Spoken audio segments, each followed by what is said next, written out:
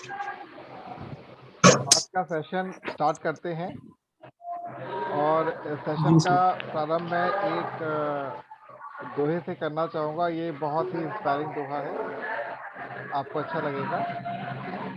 अभी तो मुश्किलों से घमासान बाकी है, अभी तो मुश्किलों से घमासान बाकी है, अभी तो असली इम्तिहान बाकी है। अभी जी तो हाँ। मुश्किलों से घमासान बाकी है, अभी तो असली इम्तिहान बाकी है। अभी तो परिंदों ने सिर्फ पर्वतों को लांघा है, अभी लांघना आसमान बाकी है। बिल्कुल जी सर। जब कभी मैं इस बिल्कुल। शेर को या दोहे को बोलता हूँ तो एक अंदर से ना ताकत आती है मेरे पास। ये 2005 में जी। मैंने इसको पहली बार सुना था, तब से ऐसा दिमाग में बैठा कभी उतरा ही नहीं। तो अधिक समय को व्यर्थ में नहीं गवाते हुए मैं आज का सेशन शुरू करता हूँ और आपके सामने अ, आज की स्क्रीन जो है वो शेयर करता हूँ। Just second.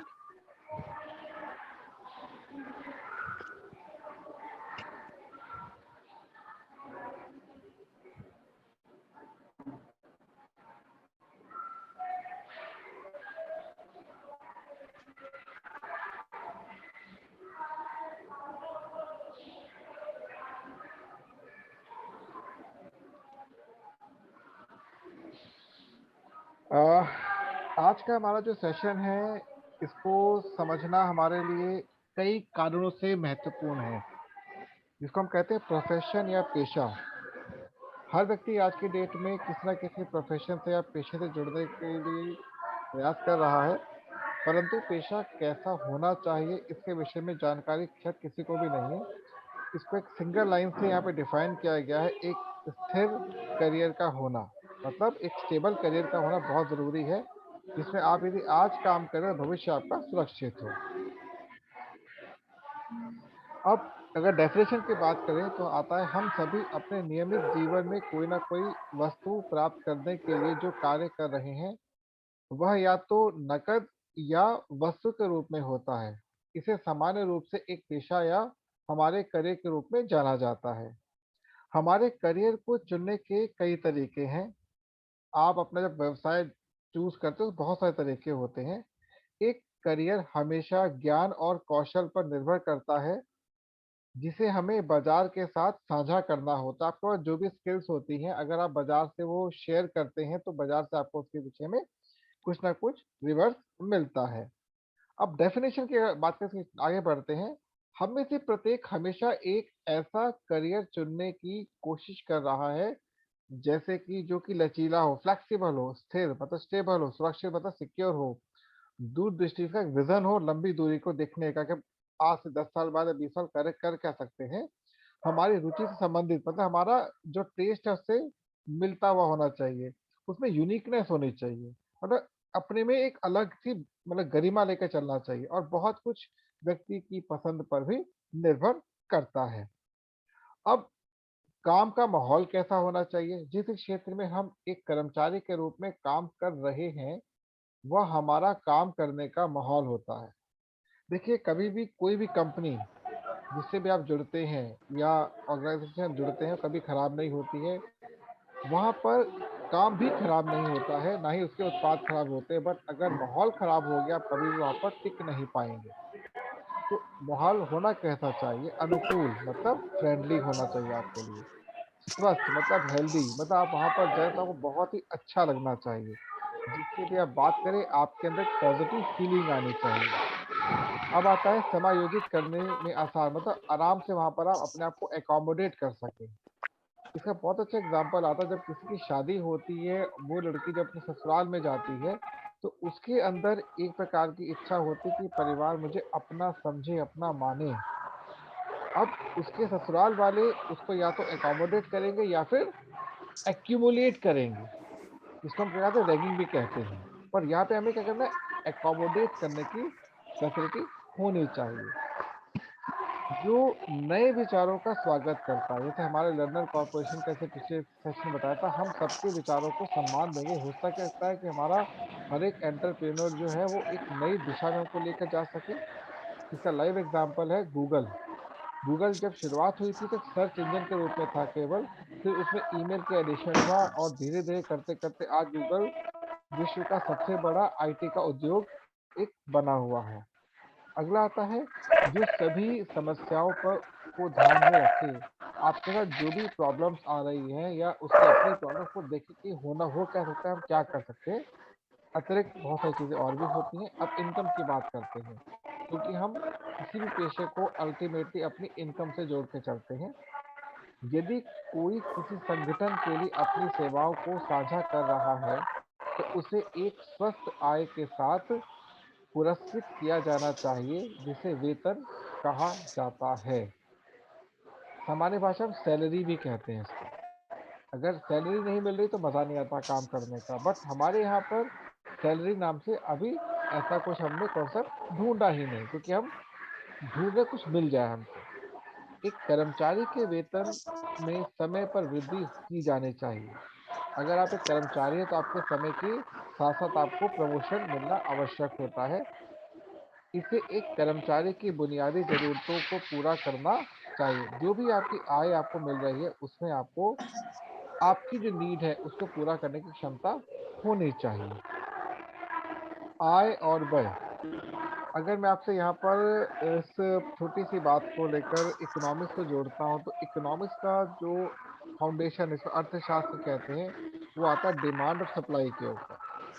अगर हमारी डिमांड है, तो सप्लाई भी होनी चाहिए। अर्थात हमें एक ऐसा व्यवसाय, एक ऐसा पेशा देखना जहाँ पर आय और व्यय का समावेश बहुत अच्छा हो। व्यक्ति की आय यथासंभव होनी चाहिए ताकि वह व्यय के स्तर पर पूरा कर सके। आपकी जो नीड्स हैं, वो पूरी तो कर सको, कम से कम इतनी तो आपकी होनी चाहिए। सीमाओं के कारण किसी संगठन के सभी कर्मचारियों के लिए अधिक भुगतान करना हमेशा संभव नहीं होता। अब होता क्या है कि हमारी पोस्ट तो थोड़ी छोटी है, डिमांड बड़ी है, तो जो संस्था होती है वो सारी डिमांड आपकी पूरी करने में सक्षम नहीं हो सकती। ये हर सिस्टम के साथ एक ये बहुत बड़ी चुनौती होती है। ऐसी स्थिति में अधिकांश लोग व्यवस्था से खुश नहीं होते और उनका व्यक्तित्व नकारात्मक हो जाता है। मान लीजिए आप जिस भी ऑर्गेनाइजेशन से जुड़े हुए हैं और वहाँ पर आपको आपकी आवश्यकता के अनुसार सैलरी नहीं मिल पा रही है और आप में इतना कौशल नहीं है कि आप उसके अतिरिक्त कुछ और भी कर सकें, तो ऐसी स्थिति में आप कहीं न कहीं नकारात्मक हो जाएँगे। नकारात्मक का मतलब बहुत डिटेल में आपको लेक्चर दूँगा उसका, बट अभी यहाँ पर ये समझ लीजिए जो चीज़ आपकी पूरी नहीं हो पा रही, वो आपके लिए नकारात्मक दिशा की ओर आपको धकेल देती है। आगे चलते हैं, मोटिवेशन। अब इससे बचने के लिए संस्थान में कुछ चीज़ें होती हैं, जैसे प्रेरणा है, मोटिवेशन। किसी भी संगठन में बेहतर आउटपुट के लिए सिस्टम द्वारा एक प्रेरक सत्र प्रदान किया जाना चाहिए। भाई आपको हमेशा उत्साह में रखना है, आपको आपकी नीड को समझते हुए आपकी ग्रीड से दूर करना है। वो कैसे हो सकता है जब तक आपको हम प्रॉपर मोटिवेशन या प्रेरणा स्रोत या कुछ अच्छे रोचक सत्र ना प्रदान करें। मानसिक विकास और कर्मचारियों से सर्वोत्तम उत्पादन प्राप्त करने के लिए इन सत्रों की आवश्यकता होती है। उदाहरण के तौर पे एक कंपनी है जो कि जूता बना रही है और उसके कुछ कर्मचारी हैं जो कि जूते का सोल बना रहे हैं। अब वो अगर सोल बनाते रहेंगे हमेशा तो एक समय ऐसा है कि वो बोर हो जाएँगे।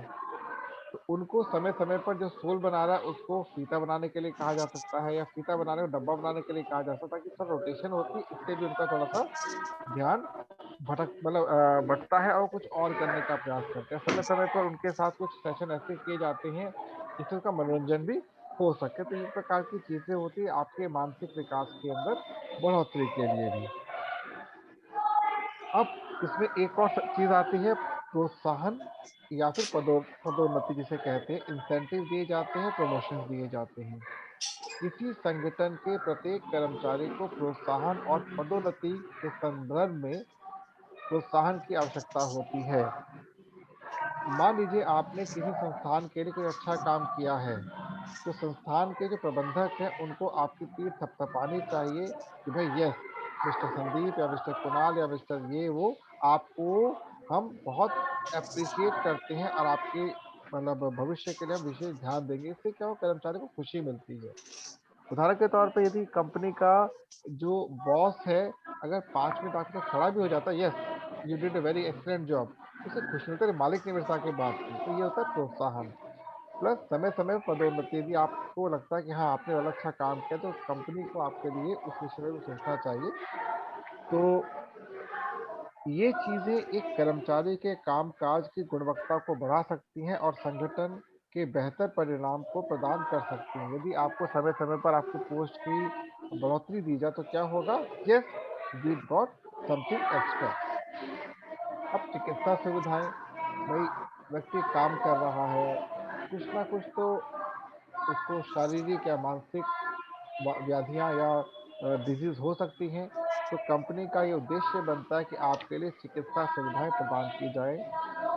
यह हमेशा एक संगठन के कामकाज में आता है कि कर्मचारियों को नियमित स्वास्थ्य जाँच करने और बेहतर स्वास्थ्य के लिए डॉक्टरों को मार्गदर्शन प्रदान करने की आवश्यकता होती है। ऐसी सुविधाएँ प्रत्यक्ष या परोक्ष रूप से संगठन द्वारा प्रदान की जा रही हैं। अब मान लीजिए कि किसी संस्था के पास अपना खुद का मेडिकल ग्रुप है, तो वो तो आपको सुविधा प्रदान कर सकता है। पर यदि किसी के पास खुद का ऐसा कोई भी ग्रुप या संगठन नहीं है, तो क्या करता है, वो किसी थर्ड पार्टी को आपके साथ जोड़ देता है। जैसे आपकी कोई मेडिक्लेम करवा दी है पॉलिसी, या कुछ संस्थानों में यदि कर्मचारियों की संख्या अधिक है, तो उनको ईएसआई जो होता है, इकोनॉमिकल वीकर सेक्शन एसिड होता है, उनके लिए वो एक प्रकार की सुविधा प्रदान करता है, ताकि आपको मेडिकल सुविधाएँ मिल सके। समय-समय पर आपकी जाँच होनी चाहिए कि आप क्या उस जिस भी पद पर आप कार्य कर रहे हैं, क्या वो आपके लिए अभी ठीक है, या आपको कुछ और उसमें बदलाव की आवश्यकता है? अब वास्तविक पिक्चर है क्या? ये तो वो चीज़ बताइए जो कि होनी चाहिए किसी भी संस्थान के अंदर, पर एक्चुअल में ऐसा नहीं है जैसा दिख रहा है। जैसा कि हमने पहले एक कर्मचारी की बेहतरी के लिए कुछ सुविधाओं के बारे में चर्चा की है, अधिकांश संगठनों द्वारा ऐसी सुविधाएँ प्रदान नहीं की जा रही हैं। अब ये आप सभी लोग थोड़ा बहुत तो मैच्योरिटी के साथ है ये, कि क्या ऐसा होता है? किसी संस्थान में ऐसा होता ही नहीं है 90% केसेस के अंदर। क्यों? आगे समझेंगे हम लोग अभी इसको। हमारा देश जो है, इसमें एकमात्र कारण क्या है? असंगठित क्षेत्र, जिसे कहते हैं अनऑर्गेनाइज्ड सेक्टर। हमारे देश में 75% से अधिक जो उद्योग हैं, अभी भी वो असंगठित हैं। अब ये एक बहुत बड़ा ये कह सकते हैं चैलेंज हमारे लिए, कि असंगठित तो क्यों है? अभी आगे से बात हम लोग करेंगे। भारत सरकार ऐसे संगठनों और उनके कर्मचारियों के लिए बेहतर सुविधाएं प्रदान करने में सक्षम नहीं है। क्यों नहीं है? क्योंकि उनके पास प्रॉपर नॉलेज ही नहीं, कहाँ पर चल क्या रहा है। दूसरी ओर अरे बात है। मेहनतकश लोग हमेशा सरकार पर ध्यान ना देने के लिए दोषी ठहराए जाते हैं। जो एक्चुअल में जो काम करते हैं, उन्हीं को दोषी ठहराया जाता है कि आप ढंग से काम नहीं कर सकते, आप तो सोच नहीं सकते। हमें संगठित और असंगठित क्षेत्र की अवधारणा और अंतर को समझना चाहिए। जब तक आपको यही ना पता हो कि ऑर्गेनाइज्ड और अनऑर्गेनाइज्ड सेक्टर में डिफरेंस क्या है, आप आगे नहीं बढ़ सकते हैं। मैं उम्मीद कर रहा हूँ सबको मेरी आवाज़ आ रही होगी, इसे बीच में पॉज़ किया है मैंने। अच्छे से आवाज आ रही है मुझे। सबको आवाज़ आ रही है? ढंग से आ रही है आवाज़? आवाज, हाँ आवाज आ रही है। हाँ, बीच में ठीक है फिर। डिस्कनेक्ट हुआ था। हाँ, हाँ, थोड़ा नेट की प्रॉब्लम आई थी, फिर बीच में पॉज़ किया, वापस वहीं पहुँचता हूँ मैं। वेल, तो हम आगे अब समझेंगे कि संगठित और असंगठित क्षेत्र में डिफरेंस क्या होता है। तो यहाँ पर आपके सामने लिखा हुआ है संगठित क्षेत्र। अब इसकी सरल परिभाषा क्या होती है? एक संगठित क्षेत्र की सरल परिभाषा यह है कि सरकार के दिशा निर्देशों के पूर्ण पर्यवेक्षण के तहत काम किया जाता है। बहुत सिंपल लाइन में, अब हिंदी बहुत शुद्ध लिखता हूँ मैं, क्योंकि अच्छा लगता है लिखनी। मतलब कि जो गवर्नमेंट की जो गाइडलाइंस हैं, उसके मतलब अनुरूप ही वहाँ पर कार्य किया जाता है। वहाँ समाज की बेहतरी के लिए सभी मानदंडों जो होते हैं, उनका पालन किया जाता है। मतलब जो समाज, जो सोसाइटी की जो ग्रोथ है, उसके बेनिफिट्स हैं, उन सभी जो आपकी बेटरमेंट की जो पॉलिसीज़ होती है, उस पे काम किया जाता है, क्राइटेरिया पे काम किया जाता है। अगर समाज को लाभ मिलता है तो यह देश के विकास में एक मतलब आश्चर्यजनक भूमिका को निभाने में मदद करता है। भाई अगर एक संस्थान अच्छा काम कर रहा है तो उसकी प्रोग्रेस देश की प्रोग्रेस होती है। अब संक्षेप में यदि कहा जाए तो सरकार और संगठनों को काम करने के लिए एक से एक हाथ मिलाने कहते हैं, मतलब वन टू वन कॉरस्पॉन्डेंस जिसे हम लोग कहते हैं सामान्य भाषा में अंग्रेजी में, कि एक हैंड शेकिंग होती है कि जो संस्थान कर रहा है उसका लाभ जनता को भी प्राप्त हो रहा है। अब दूसरी ओर अनऑर्गेनाइज सेक्टर किसे कहते हैं? यहाँ पर दिशा निर्देशों का बिल्कुल ठीक से पालन नहीं किया जाता। अब बहुत सारे हमारे देश में छोटे छोटे उद्योग धंधे चल रहे हैं जो कि अनऑर्गेनाइज सेक्टर के रूप में गिने जाते हैं। किसी भी कर्मचारी को वहां पे सुरक्षित नहीं माना जाता क्योंकि संगठन की क्षमता उन्हें अच्छी सुविधा प्रदान करने में सक्षम नहीं है। इसका लाइव एग्जांपल हमारा देश है, जितना जो फैक्ट्री एरिया जहाँ पे फैक्ट्री लगी हुई है वहां पर 90% एम्प्लॉयज को ये नहीं पता कल क्या हो जाए उनके साथ, बट वो काम कर रहे हैं। उनके काम-काज का एक बहुत छोटा-सा हिस्सा सरकार के संज्ञान में रहता है। मतलब हमारे देश में जो अनऑर्गनाइज़ सेक्टर जो काम कर रहा है, उस सेक्टर के अंदर जो लोग काम कर रहे हैं, सरकार के पास पूरी नॉलेज ही नहीं है। अब सरकारी क्षेत्रों में इन कामकाजी लोगों की बेहतरी के लिए कई अधिकारियों की नियुक्ति भी की जाती है, लेकिन लोग अपनी सुरक्षा से ही अनजान हैं। अब सरकार ने उनके लिए नियुक्ति दे रखी है कि भाई आप जाकर चेक कीजिए कि ऐसी जगह पे काम हो रहा है कि नहीं हो रहा। बट यहाँ पे फैक्ट्री वाले खुद ही अनअवेयर है। आप समझा लीजिए, कुछ मानेंगे ही नहीं, समझेंगे ही नहीं आपकी बात को। ऐसे कई उद्योग रिहायशी इलाके में चल रही हैं, इसलिए आए दिन कई तरह की समस्याएं पैदा हो जाती हैं। इसका लाइव एग्जांपल है हमारा उत्तर नगर, जहाँ पे हमारा हमारा पॉइंट भी है। अगर यहाँ पर आप अगर देखते हैं तो यहाँ पर शायद हर चौथे घर में कोई ना कोई उद्योग चल रहा होगा।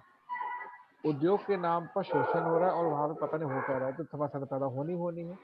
जैसे मार्केटिंग आप देखिए, जो मार्केट खुली हुई है, ये भी एक प्रकार के उद्योग में काउंट होता है, रिटेल इंडस्ट्री कहते हैं। अब जिसकी जगह सड़क पर देखिए दुकान खोल के बैठ गया। ट्रैफिक की समस्या सबसे बड़ी होती है, पार्किंग की समस्या सबसे बड़ी होती है, और प्लस ऐसी जगह पर यदि कुछ कल कोई आग लग जाए या कुछ हो जाए तो वहाँ पर गाड़ियाँ नहीं पहुँच पाती हैं। पतली पतली गलियाँ हैं, कहाँ से गाड़ियाँ निकलेंगी, कोई ऑर्गेनाइजेशन कुछ नहीं है उसके ऊपर।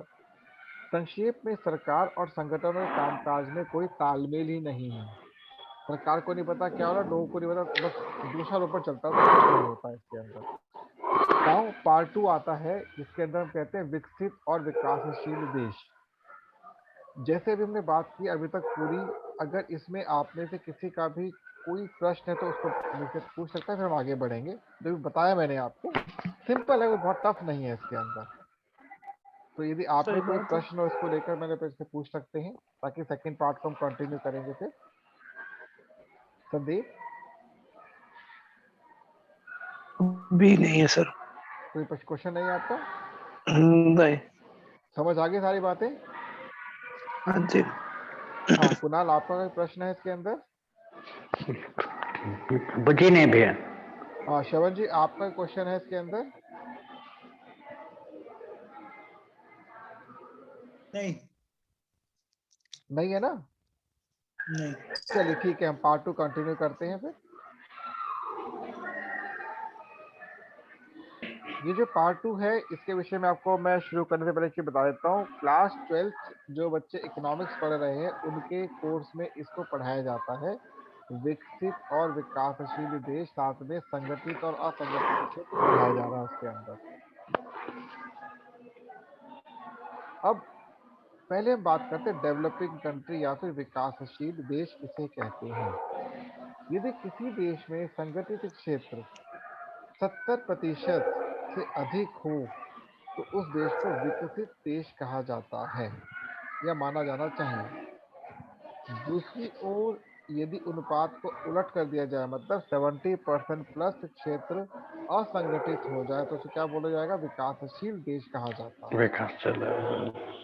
अब यहाँ पर एक बात और समझने की है कि जो आपके विकासशील देश होने का नुकसान क्या है। अंतरराष्ट्रीय स्तर पर कोई लेन देन ऐसे देश के पक्ष में नहीं हो रहे हैं। अगर आप विकासशील देश हैं तो वो विकसित देशों को पहले प्रायोरिटी देते हैं, बाद में आपके बारे में कुछ भी वो सुनते हैं।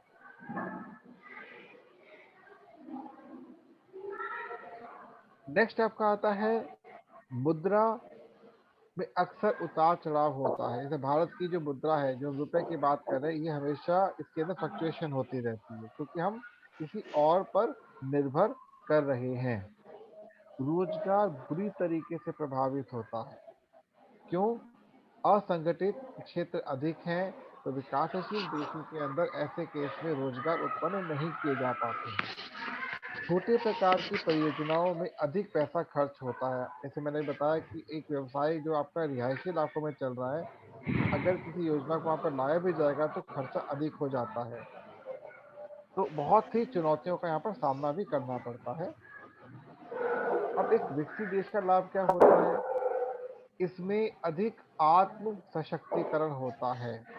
जो आपका विकसित देश है उसके पास अपनी कैपेसिटी इतनी अधिक होती है कि वो कोई भी निर्णय बड़े आराम से ले सकता है, इससे वहाँ के लोगों की ताकत बढ़ी रहती है।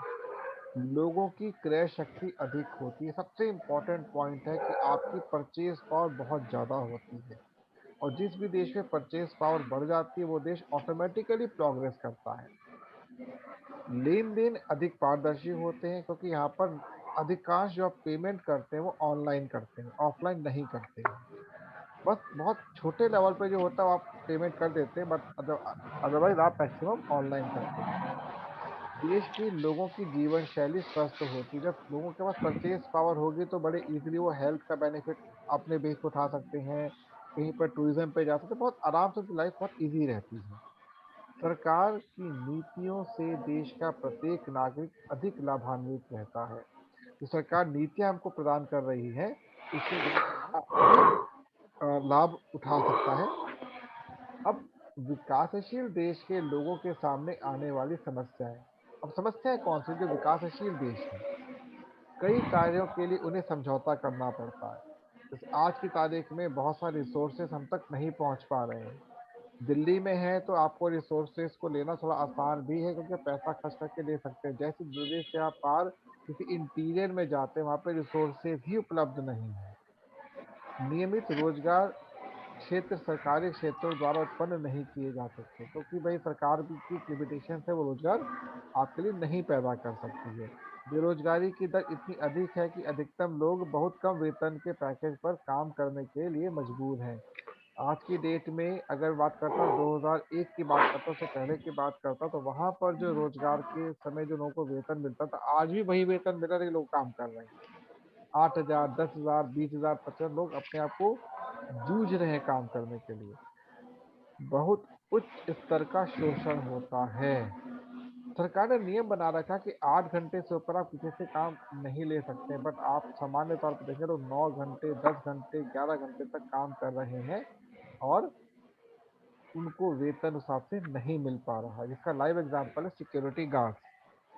8 घंटे का टाइम है और 12 घंटे की बिल्कुल ड्यूटी दी जा रही, पैसा भी कम दिया जा रहा है। कम बिल्कुल भुगतान के कारण लगभग हर कोई अपनी नियमित जरूरतों को पूरा करने के लिए बड़ी मेहनत कर रहा है। घर का लगभग हर एक व्यक्ति आजकल काम करने के लिए बाध्य हो चुका है। बहुत सारे परिवारों को स्वस्थ भोजन नहीं मिल पाता एवं वे अपने बच्चों को उच्च शिक्षा प्रदान करने में सक्षम नहीं होते हैं। क्योंकि जहाँ उच्च शिक्षा की बात आती है वहाँ पैसे की बात आ गई। पैसा है ही नहीं, आपका धन है ही नहीं, आप कैसे करवा पाएंगे? लोग बहुत अधिक मात्रा में निर्णय लेने में सक्षम नहीं होते हैं। आप उसे बात कीजिए, कुछ समझाए, समझेंगे ही नहीं। ऊपर से बात निकलती है सब लोगों की। मेरा सेशन अभी अपडेट हो जाएगा 10 मिनट के बाद। अगर बचता है तो काइंड इसको रीबूट कर दीजिएगा प्लीज। बिना किसी मतलब के झगड़े लोगों के मध्य होते रहते हैं क्योंकि लोगों का मानसिक संतुलन जब बिगड़ जाता है जरूरतें पूरी ना होने के कारण, तो छोटी छोटी बातों पर झगड़े प्रारंभ हो जाते हैं लोगों के बीच में। बच्चों का मानसिक विकास बहुत निम्न होता है। ऐसे लोगों के बच्चों से बात करोगे ना, उनका आईक्यू लेवल ही नहीं मिलेगा ढंग का, आपको बहुत रेयर मिलेगा। महिलाएं अपरिपक्व एवं अस्वस्थ बच्चों को जन्म देती हैं। कुपोषण के कारण बच्चे विकलांग पैदा हो रहे हैं। कम आयु में बच्चे अवांछित तत्व जैसे तंबाकू, अल्कोहल आदि का सेवन करने लगते हैं। आप नोट कीजिए, लोग तंबाकू खा रहे हैं, अल्कोहल, शराब पी रहे हैं, आपको लगता है कि उनको कोई बीमारी है? नहीं, वो मानसिक तौर पे अस्वस्थ हैं, इसलिए इसका सेवन कर रहे हैं। मतलब नशेड़ी कह तो देते हैं, बट उसके प्रॉब्लम का ये कोई जानता नहीं है। बहुत सारे समूह बन गए जो अवांछित कार्यों को परिणाम देते हैं। लाइव एग्जाम्पल आजकल हिजाब चल रहा है, ये कुछ नहीं है, ये केवल और केवल डाइवर्जन किया जाता है पब्लिक को, ताकि उलझे रहे। ऐसे लोगों को जो कुछ नहीं कर रहे हैं उनको उलझा दिया गया यहाँ पर। और बहुत कुछ होता है जिसकी हम कल्पना भी नहीं कर सकते। देश के अंदर अराजक तत्व जो है वो हावी हो जाते हैं और आपका लाइफ को वो डिस्टर्ब कर देते हैं। विकासशील से विकसित स्थिति तक पहुंचने की जो तैयारी होती है वो हम अगली बार डिस्कस करेंगे। यहाँ से मैं इसको अपने सेशन को स्टॉप कर रहा हूँ। और क्योंकि सेशन मैं बहुत लिमिटेड टाइम पे लेता हूँ, शुरुआत में टाइम की दिक्कत, वो थोड़ा करेक्शन में दिक्कत आ गई थी। तो यदि कोई क्वेश्चन है तो सेशन खत्म होते मुझे पूछ सकता है वो, कोई क्वेश्चन किसी का भी हो, kindly ask any question please, ताकि ये इंटरेक्शन राउंड बने। संदीप, नहीं, अभी कोई क्वेश्चन नहीं है सर। कोई क्वेश्चन नहीं है? चलिए मैं एक होमवर्क दे रहा हूँ आप लोगों को, सभी लोगों को, जो मुझे कल उसका आउटपुट चाहिए। आप लोगों को अपना सुबह से शाम तक का शेड्यूल बना के रखना है, किस समय आप उठते हैं, फिर क्या करते हैं, फिर क्या करते हैं, फिर क्या करते हैं, फिर क्या करते हैं। तो कल आपका सेम टाइम पे सेशन होगा जिसमें मैं शेड्यूल आप लोगों को, मेरा कोई क्वेश्चन? कुछ भी करते हैं, कुछ भी करते हैं, क्योंकि जिसने टाइम की शेड्यूलिंग करनी सीख ली उसने जीवन को जीना सीख बिल्कुल लिया। बिल्कुल। ठीक है, तो मैं सेशन यहीं पे स्टॉप कर रहा हूँ और कल सेम टाइम पे मिलेंगे हम लोग। Okay, bye bye to all of you, ठीक, thank you. Okay, take care. बिल्कुल।